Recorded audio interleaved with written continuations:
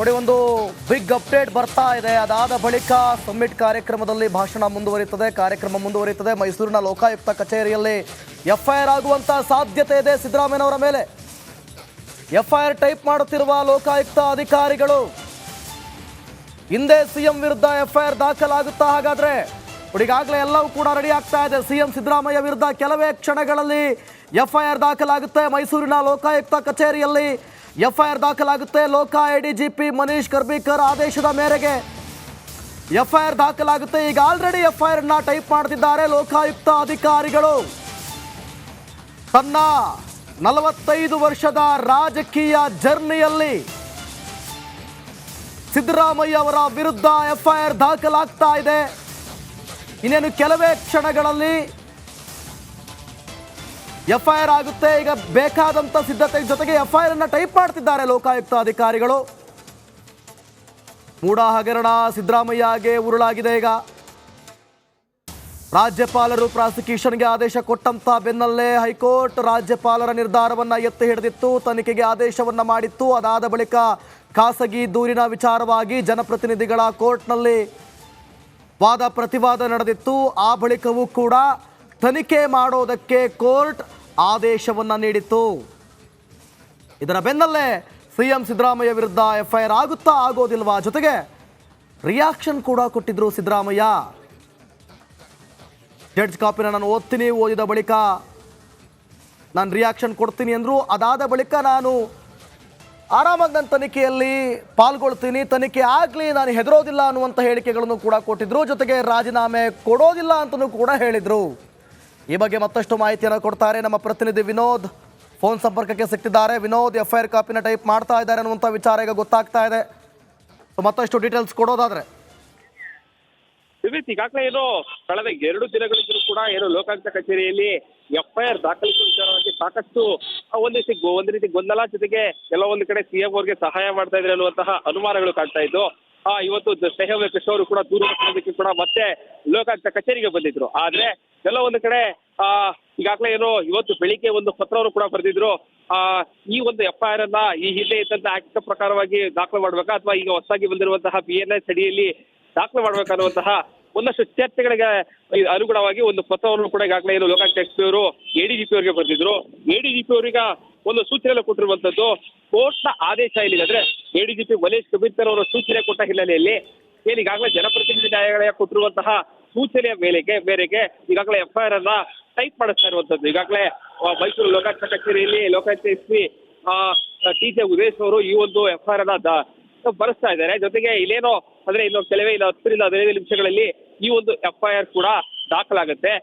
ಬಹಳ ಪ್ರಮುಖವಾಗಿ ಕೋರ್ಟ್ ನಲ್ಲಿ ಉಲ್ಲೇಖ ಮಾಡಿರೋ ಹಾಗೇನೆ A1 ಆರೋಪಿಯಾಗಿ ಸಿದ್ದರಾಮಯ್ಯ ಬರ್ತಾರೆ, A2 ಆರೋಪಿಯಾಗಿ ಪಾರ್ವತಿ ಅವರು ಬರ್ತಾರೆ, A3 ಆರೋಪಿಯಾಗಿ ಆ ಭೂಮಿಯನ್ನ ಮಾರಾಟ ಮಾಡುವಂತಹ ದೇವರಾಜ್ ಅವರು ಬರ್ತಾರೆ, A4 ಆಗಿ ಮಲ್ಲಿಕಾರ್ಜುನ ಸ್ವಾಮಿ CM ಅವರ ಬಾಬಯ್ಯ ಬರುವಂತದ್ದು. ಸೊ ಬಹಳ ಪ್ರಮುಖವಾಗಿ ಇವತ್ತು ಸಿಎಂ ಸಿದ್ದರಾಮಯ್ಯ ಬೆಳಿಗ್ಗೆ ಒಂದು ಬಹಳ ಸ್ಪಷ್ಟವಾಗಿ ಹೇಳ್ತಾ ಇದ್ರು, 40 ವರ್ಷದ ರಾಜಕಾರಣದಲ್ಲಿ ಈ ರೀತಿ ಅಂದ್ರೆ ರಾಜಕಾರಣದ ವಿಚಾರವಾಗಿ ಆಗ್ತಾ ಇರುವಂತಹ ಮೊದಲ ಎಫ್ಐಆರ್ ಇದಾಗಿದೆ. ಹೀಗಾಗಿ ಇದೆಲ್ಲವನ್ನು ಕೂಡ ನಾನು ಫೇಸ್ ಮಾಡ್ತೀನಿ, ನನಗೆ ಗೊತ್ತಿದೆ. ನಾನು ಈ ಕ್ಷಣದವರೆಗೂ ಕೂಡ ನಾನು ಯಾವುದೇ ರೀತಿಯಾದ ತಪ್ಪನ್ನು ಮಾಡಿಲ್ಲ, ನಾನು ಯಾವುದೇ ಕಾರಣಕ್ಕೂ ಕೂಡ ರಾಜೀನಾಮೆ ಕೊಡೋದಿಲ್ಲ ಅಂತ ಹೇಳ್ತಾ ಇದ್ರು. ಎಫ್ಐಆರ್ ಆದ ನಂತರದಲ್ಲಿ ಕೆಲವೊಂದಷ್ಟು ಬದಲಾವಣೆಗಳಾಗುವಂಥದ್ದು ಬಹಳ ಸ್ಪಷ್ಟವಾಗಿ ಗೊತ್ತಾಗುತ್ತೆ.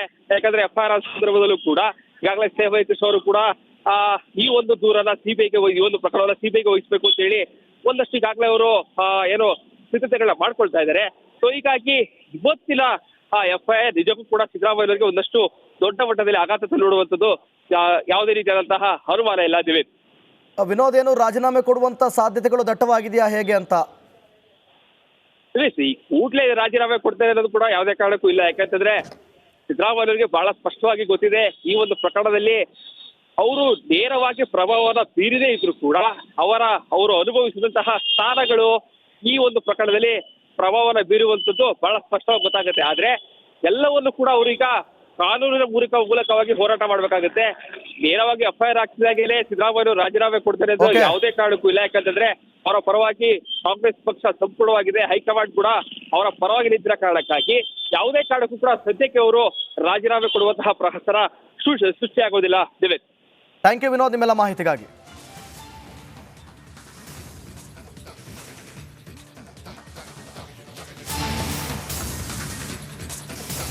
ನೋಡಿ, ಸಿಎಂ ರಾಜೀನಾಮೆಗೆ ಪಟ್ಟು ಬಿಡದ ಬಿಜೆಪಿ ನಾಯಕರು. ಸಿಎಂ ವಿರುದ್ಧ ಪ್ರತಿಭಟನೆಗೆ ಸಜ್ಜಾಗಿದ್ದಂಥ ಬಿಜೆಪಿ ಪಾಳೆಯ. ಬಿಜೆಪಿ ಕಚೇರಿ ಬಳಿ ಕೇಸರಿ ಕಾರ್ಯಕರ್ತರ ಪ್ರತಿಭಟನೆ. ಬಿಜೆಪಿ ಕಾರ್ಯಕರ್ತರನ್ನ ವಶಕ್ಕೆ ಪಡೆದಿದ್ದಾರೆ ಪೊಲೀಸರು. ಬಿಜೆಪಿ ಶಾಸಕ ಶ್ರೀವತ್ಸ ನೇತೃತ್ವದಲ್ಲಿ ಪ್ರೊಟೆಸ್ಟ್ ನಡೀತಾ ಇತ್ತು. ಸಿದ್ದರಾಮಯ್ಯ ರಾಜೀನಾಮೆ ಕೊಡಲೇಬೇಕು ಅಂತ ಹೇಳಿ ಬಿಜೆಪಿ ನಾಯಕರು ರೊಚ್ಚಿಗೆದ್ದು ಪ್ರತಿಭಟನೆ ಮಾಡ್ತಾ ಇದ್ರು. ಈ ಬೆನ್ನಲ್ಲೇ ವಶಕ್ಕೆ ಪಡೆದಿದ್ದಾರೆ ಎನ್ನುವಂಥ ಡೀಟೇಲ್ ಸಿಗ್ತಾ ಇದೆ. ಸಿಎಂ ರಾಜೀನಾಮೆಗೆ ಪಟ್ಟು ಬಿಡದೆ ಬಿಜೆಪಿ ನಾಯಕರು ಪ್ರೊಟೆಸ್ಟ್ ಮಾಡ್ತಿದ್ದಾರೆ. ದೃಶ್ಯದಲ್ಲೂ ಕೂಡ ಗಮನಿಸ್ತಾ ಇದ್ದೀರಿ. ಮೈಸೂರಿನಲ್ಲಿ ಇಲ್ಲಿ ಶ್ರೀವತ್ಸ ಕೂಡ ಇದ್ದಾರೆ, ಜೊತೆಗೆ ನಾಗೇಂದ್ರ ಕೂಡ ಇದ್ದಾರೆ. ಇವರ ನೇತೃತ್ವದಲ್ಲಿ ಇವತ್ತು ಪ್ರತಿಭಟನೆ ಆಗ್ತಾ ಇತ್ತು. ಯಾವುದೇ ಕಾರಣಕ್ಕೂ ಕೂಡ ಸಿದ್ದರಾಮಯ್ಯ ರಾಜೀನಾಮೆಯನ್ನ ಕೊಡಲೇಬೇಕು ಅಂತ ದೊಡ್ಡ ಮಟ್ಟದಲ್ಲಿ ಇವತ್ತು ಬಿಜೆಪಿ ಕಚೇರಿ ಬಳಿ ಪೊಲೀಸರು ನಿಯೋಜಿಸಲಾಗಿತ್ತು. ಆ ಸಂದರ್ಭದಲ್ಲೂ ಕೂಡ ಪ್ರತಿಭಟನೆ ಆಗ್ತಾ ಇತ್ತು. ನೋಡಿ, ಈ ಸಂದರ್ಭದಲ್ಲಿ ಏಕಾಏಕಿ ಅಲ್ಲಿಗೆ ನುಗ್ಗುವಂಥ ಪ್ರಯತ್ನ ಆಗಿದೆ. ಆ ಸಂದರ್ಭದಲ್ಲಿ ಎಲ್ಲರನ್ನೂ ಕೂಡ ವಶಕ್ಕೆ ಪಡೆದುಕೊಂಡಿದ್ದಾರೆ ಪೊಲೀಸರು. ಸಿಎಂ ವಿರುದ್ಧ ಪ್ರತಿಭಟನೆಗೆ ಬಿಜೆಪಿ ಪಾಳೆಯ ಸಜ್ಜಾಗಿತ್ತು. ಬಿಜೆಪಿ ಕಚೇರಿ ಬಳಿ ಕೇಸರಿ ಕಾರ್ಯಕರ್ತರು ಪ್ರತಿಭಟನೆ ಮಾಡ್ತಾ ಇದ್ರು. ಬಿಜೆಪಿ ಕಾರ್ಯಕರ್ತರನ್ನೆಲ್ಲರನ್ನೂ ಕೂಡ ಪೊಲೀಸರು ವಶಕ್ಕೆ ಪಡೆದಿದ್ದಾರೆ.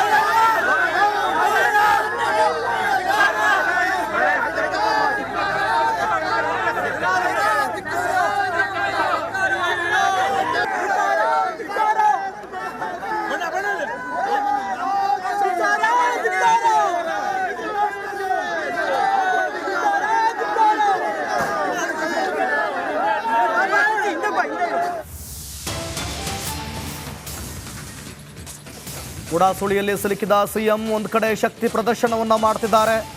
ಮೈಸೂರಿನ ಮಂಡಕಳ್ಳಿ ಏರ್ಪೋರ್ಟ್ಗೆ ಸಿಎಂ ಬರ್ತಾರೆ. ಸಿಎಂ ಬೆಂಬಲಿಸಲು ಆಗಮಿಸಿದ್ದಾರೆ ನೂರಾರು ಅಭಿಮಾನಿಗಳು. ನಾವು ನಿಮ್ಮೊಂದಿಗೆ ಎನ್ನುವ ಪ್ಲೇ ಕಾರ್ಡ್ ಪ್ರದರ್ಶನ ಮಾಡ್ತಾರೆ. ನೂರಾರು ಕಾರ್ಯಕರ್ತರಿಂದ ಸಿಎಂ ಶಕ್ತಿ ಪ್ರದರ್ಶನ. ಇನ್ನೇನು ಕೆಲವೇ ಹೊತ್ತಿನಲ್ಲಿ ಮಂಡಕಳ್ಳಿ ಏರ್ಪೋರ್ಟ್ ಹತ್ರ ಬರ್ತಾರೆ ಸಿಎಂ. ದೃಶ್ಯದಲ್ಲೂ ಕೂಡ ಗಮನಿಸ್ತಾ ಇದ್ದೀರಿ. ಆಲ್ರೆಡಿ ಸಿದ್ದರಾಮಯ್ಯ ಬಂದಿದ್ದಾರೆ. ಅಭಿಮಾನಿಗಳು ಕೂಡ ಅವರನ್ನ ವೆಲ್ಕಮ್ ಮಾಡ್ಕೊಳ್ತಿದ್ದಾರೆ. ಒಂದು ಕಾನ್ಫಿಡೆನ್ಸ್ ಕಾಣಿಸ್ತಾ ಇದೆ ಸಿದ್ದರಾಮಯ್ಯನವರ ಹತ್ರ. ಅವರು ಕಡಾಖಂಡಿತವಾಗಿ ಹೇಳಿದ್ರು, ತನಿಖೆಗೆ ನಾನು ಸಿದ್ಧ,